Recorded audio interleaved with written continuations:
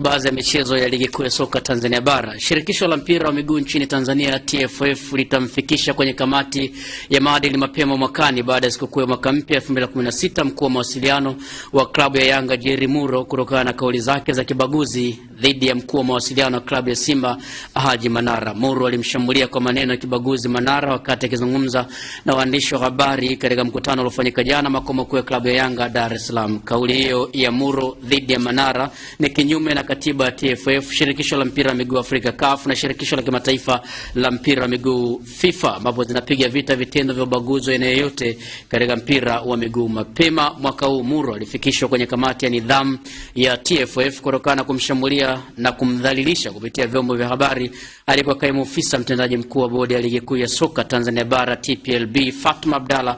Kamati ya nidhamu pia ikimwadhibu kwa kumpigia faini ya shilingi milioni 5. Na tujikumbushe kwa ufupi sehemu ya mazungumzo hayo. Tunapendelewa nini? Tell him to stay away with Yanga businesses. Yeye alikuwa mwanachama wa Yanga, anamiliki kadi ya Yanga ya mwanachama, lakini sio kiongozi wa Yanga. Kwa hiyo atabaki kuwa mwanachama wa kawaida wa Yanga na sio msemaji wa Yanga. That's period.